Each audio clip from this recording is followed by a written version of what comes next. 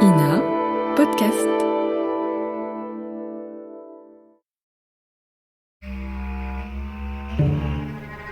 Affaire Omar Haddad. Épisode 5. Les soutiens s'organisent. La fin du procès d'Omar Haddad ouvre une nouvelle séquence, médiatique cette fois. Ce qui n'était somme toute qu'un fait divers devient pour certains le symbole d'un dysfonctionnement de la justice pénale française. Le verdict, insatisfaisant, met au jour une faille que de nombreux intellectuels décident de dénoncer publiquement. Jean-Marie Roire, écrivain et directeur littéraire du Figaro, futur académicien, prend ainsi la tête d'un comité de soutien à Omar Haddad auprès des médias. Il est à l'initiative de l'Appel des 40, dans lequel 40 intellectuels signent une tribune en faveur d'un autre procès pour le jardinier, dans le magazine Globe Hebdo. On y retrouve les noms de Marguerite Duras, de Pierre Berger, d'Harlem Désir et de plusieurs autres écrivains, philosophes et historiens. La tribune affirme que deux principes fondamentaux ont été bafoués lors du procès. La présomption d'innocence et le fait que le doute doit toujours profiter à l'accusé. Selon eux, il faut donc un deuxième procès, impartial et restaurateur de toutes ces garanties. Le malaise suscité par le verdict s'amplifie chaque jour un peu plus et contamine bientôt toutes les parties prenantes de l'organisation judiciaire. Un point en particulier cristallise les débats, l'impossibilité pour un accusé en cour d'assises de faire appel de sa condamnation. À l'époque de l'affaire, au milieu des années 1990, un verdict de cour d'assises est en effet définitif. Aucun appel n'est possible. Le seul recours envisageable est le pourvoi en cassation, une procédure technique réservée aux erreurs de droit ou de procédure. Le pourvoi en cassation ne permet donc pas de refaire le procès, ni de rejuger les faits. Ce fonctionnement repose sur une vision ancienne de la justice criminelle, héritée de la Révolution française, dans laquelle l'intime conviction des jurés est considérée comme souveraine. Et ce qu'ils décident ne se discute pas. Cette exception française contrevient à la Convention européenne des droits de l'homme, qui garantit un droit à un double degré de juridiction. Pourtant, elle perdure. Le débat sur l'appel en cour d'assises n'est pas nouveau. Il émerge d'abord dans les milieux juridiques au cours des années 1970, porté majoritairement par des avocats pénalistes.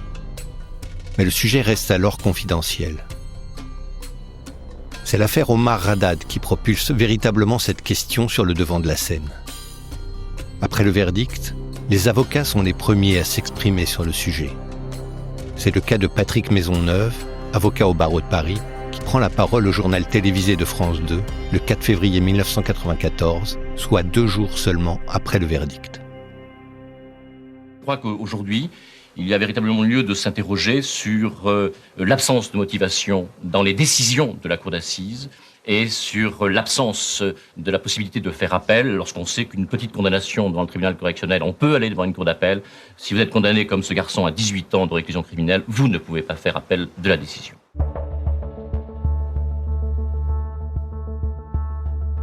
Le sujet d'une réforme de la cour d'assises est tellement brûlant qu'il fait l'objet d'un numéro dédié de Français si vous parliez, une émission télévisée de débat le 10 février 1994, soit 8 jours après le verdict.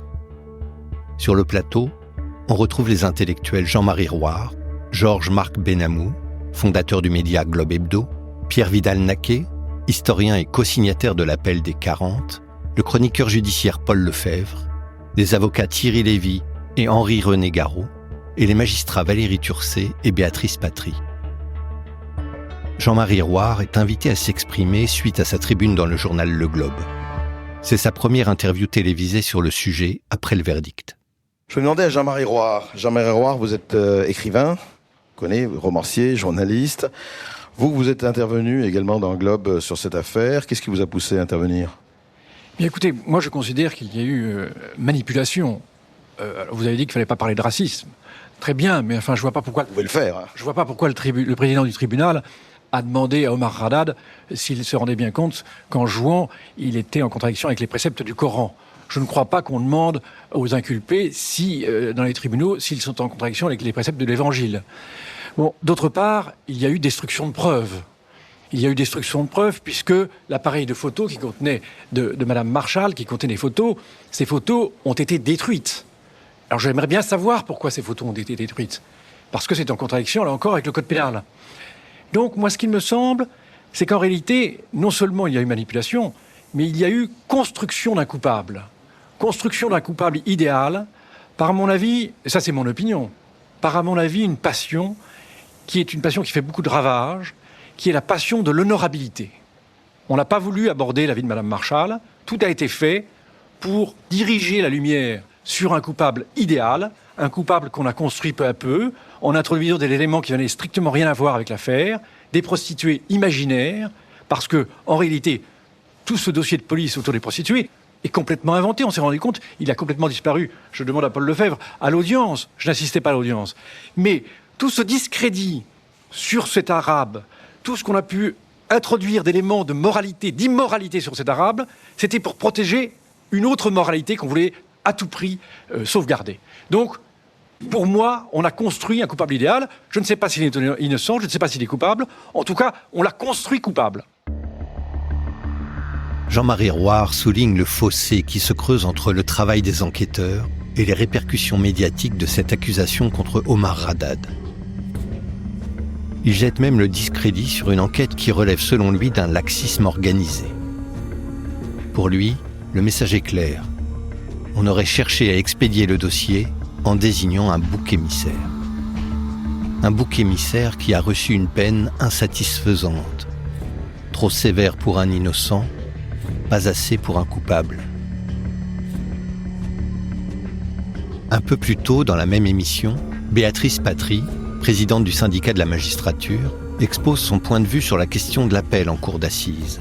Point de vue qui tranche radicalement avec celui de la grande majorité de ses confrères à l'époque. Moi, ce qui me choque, non seulement dans cette affaire, mais de façon plus générale, s'agissant du système criminel français, c'est qu'il repose sur des données tout à fait moyenâgeuses. Effectivement, dans cette affaire, l'accusation... Concrètement, ouais. On ne demande pas aux gens sur quels éléments objectifs ils basent leurs décisions. On leur demande simplement d'avoir une intime conviction, c'est-à-dire un sentiment extrêmement subjectif, extrêmement intérieur. Alors il y a une énorme distorsion entre ce système de l'intime conviction et la réalité du procès pénal, qui repose de plus en plus sur des éléments scientifiques. Chacun sait que dans les débats d'assises, dans toutes les audiences, vous avez des expertises techniques, des rapports d'autopsie, des rapports d'expertise graphologique, comme dans l'affaire Omar Haddad, c'est-à-dire des éléments tout à fait objectif, tout à fait complexe, tout à fait tangible, tout à fait scientifique. Et on a l'impression qu'à l'issue des débats, lorsqu'il s'agit d'entrer en délibéré, eh bien, on s'assoit là-dessus. Et on ne demande pas aux gens, s'il y a des éléments objectifs qu'ils peuvent produire pour bâtir un raisonnement, on leur demande, vous êtes pour ou vous êtes contre ? Vous êtes pour l'accusé ou vous êtes contre l'accusé ? Moi, je dis que c'est un système moyenâgeux et qu'il faut réformer effectivement ce système. Une prise de parole aussi directe et critique de la part d'un magistrat reste rare. En France, les juges sont soumis à un devoir de réserve et s'expriment peu publiquement sur le fonctionnement de la justice pénale. Pourtant, dans cette affaire, l'émotion suscitée par le verdict a fait tomber certaines barrières. Même maître Henri Leclerc, avocat de la partie civile, s'y met. Lui qui, au jour du verdict, ne souhaitait pas s'épancher sur les propos de son adversaire ni sur le procès en lui-même, apporte un regard mesuré mais ferme lors d'une interview sur le plateau du Journal de la Nuit de France 2, le 16 février 1994. Est-ce que vous êtes pour une réforme des assises ? Bien sûr, je suis pour une réforme des assises. Je suis pour une réforme des assises depuis très longtemps et je n'ai absolument pas changé de position sur ce sujet.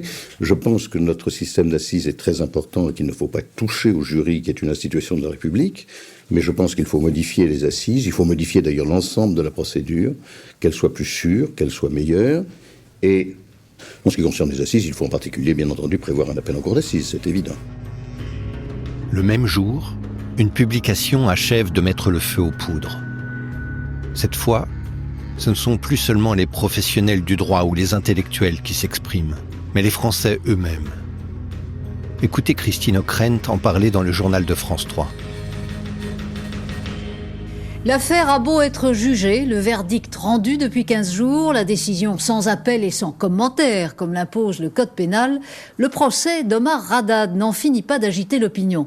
D'après un sondage publié aujourd'hui dans Globe Hebdo, 64% des Français souhaiteraient que le procès du jardinier marocain condamné à 18 ans de prison pour le meurtre de Madame Marshall, que ce procès soit révisé. Ce n'est qu'un sondage, bien sûr.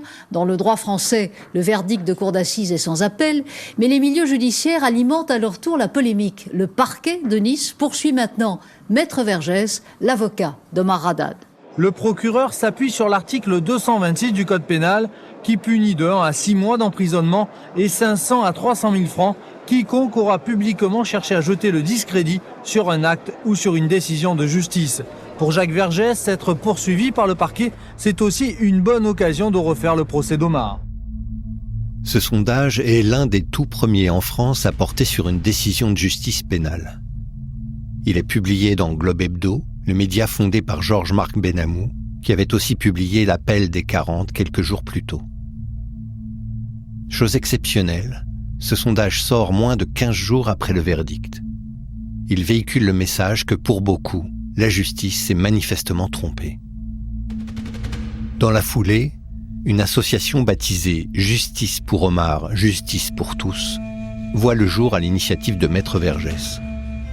Son objectif, obtenir un deuxième procès, mais aussi militer pour une réforme du fonctionnement des cours d'assises et soutenir la famille d'Omar Haddad pendant toute la durée de sa détention. Ces voix, issues des milieux intellectuels, judiciaires et médiatiques, n'auront pas gain de cause, mais vont jouer un rôle déterminant dans la prise de conscience collective. Elle contribue à nourrir un débat qui finira par aboutir, quelques années plus tard, à une réforme majeure. En 2000, la loi sur la présomption d'innocence introduit enfin un droit d'appel en matière criminelle. Initiée par Jacques Toubon, la loi sera votée sous Élisabeth Guigou, ministre de la Justice sous le gouvernement de Lionel Jospin. Depuis le 1er janvier 2001, toute condamnation en cour d'assises peut être rejugée par une autre cour d'assises dans une autre juridiction. Mais pour Omar Haddad, cette réforme arrive trop tard. Il est déjà condamné et ne peut pas faire appel.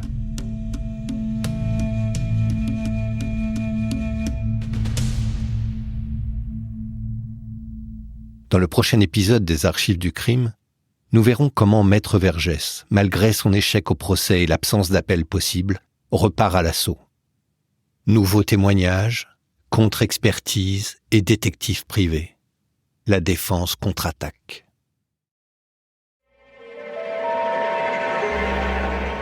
L'affaire Omar Haddad se poursuit chaque jeudi à midi dans le podcast Les Archives du crime. Pour être sûr de ne rater aucun épisode, abonnez-vous sur votre plateforme préférée ou sur podcast.ina.fr.